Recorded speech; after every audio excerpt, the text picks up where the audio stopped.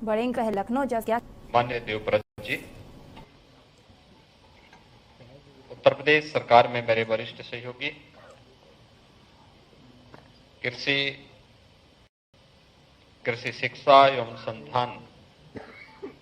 विभाग के मंत्री श्री सूर्य प्रताप शाही जी, प्रदेश के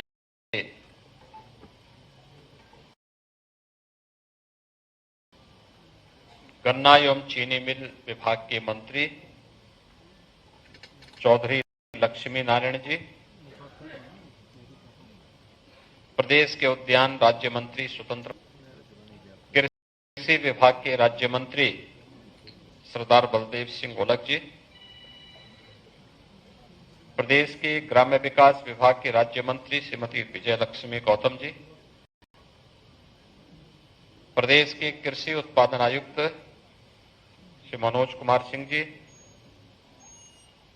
अपर मुख्य सचिव कृषि श्री देवेश चतुर्वेदी जी, कृषि निदेशक, आज के इस विशेष कार्यशाला में उपस्थित प्रदेश के अंदर खेती किसानी के क्षेत्र में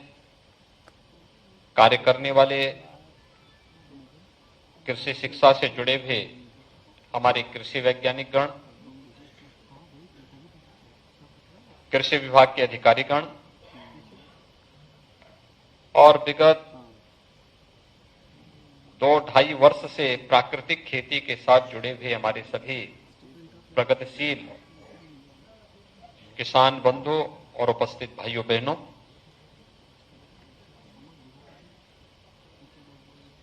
भारत की आस्था और धरती माता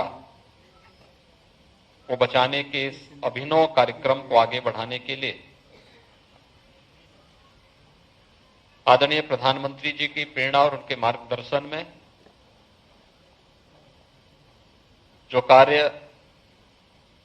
आचार्य देवव्रत जी कर रहे हैं और लगातार उनका सानिध्य पूरे देश को प्राप्त हो रहा है, उत्तर प्रदेश के अंदर इतनी बड़ी किसी बड़ी दूसरी कार्यशाला में मेरा उनके साथ एक साथ बैठने का मुझे अवसर प्राप्त हुआ है। मैं इस अवसर पर आप सभी इस धरती माता को बचाने, गौ माता की रक्षा के लिए आग्रही आप सभी उपस्थित इस क्षेत्र के विशेषज्ञों, प्रगतिशील किसानों और पूरे प्रदेश वासियों की ओर से मैं आचार्य देवव्रत जी का हृदय से स्वागत करता हूं, अभिनंदन करता हूं। हमारे लिए वास्तव में यह कार्यक्रम भारत की आस्था को बचाने का तो कार्यक्रम है ही, इस धरती माता को उसके वास्तविक स्वरूप में रखने का भी एक अभियान है।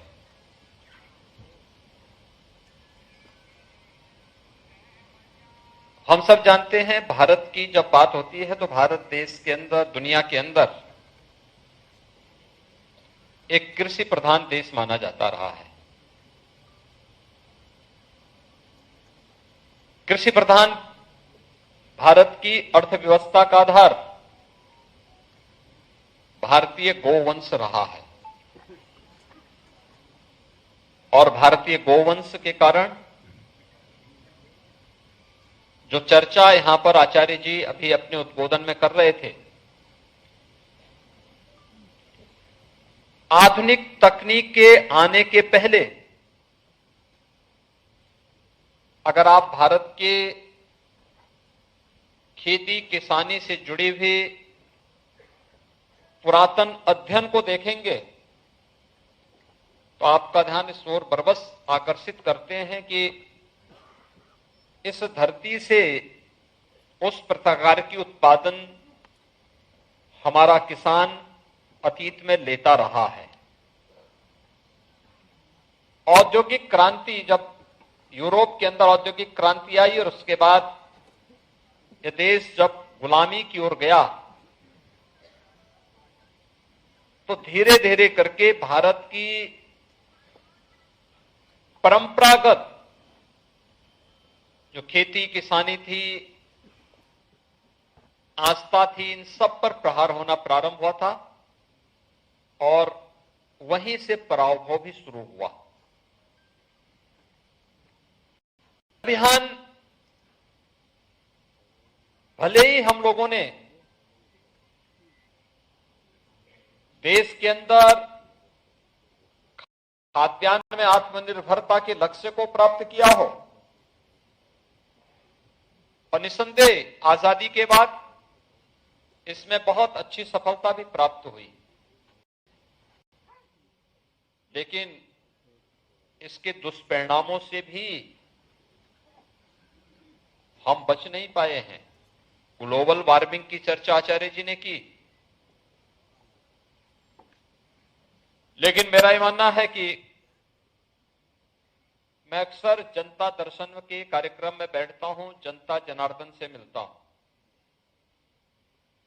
और अगर मेरे पास 100 एप्लीकेशन एक साथ आई हैं तो उसमें से 10 एप्लीकेशन ऐसी होती हैं जो गंभीर बीमारी से ग्रसित लोगों को आर्थिक सहायता की दृष्टि से। तो आप लखनऊ से सीएम योगी आदित्यनाथ को सुन रहे थे, जहां पर वे इंदिरा गांधी प्रतिष्ठान में कार्यक्रम में पहुंचे हैं। गौ आधारित प्राकृतिक खेती कार्यशाला में सीएम योगी आदित्यनाथ पहुंचे, जहां पर खेती से जुड़े लोगों को संबोधित किया गया है और भारतीय गौवंशों को आगे बढ़ाने की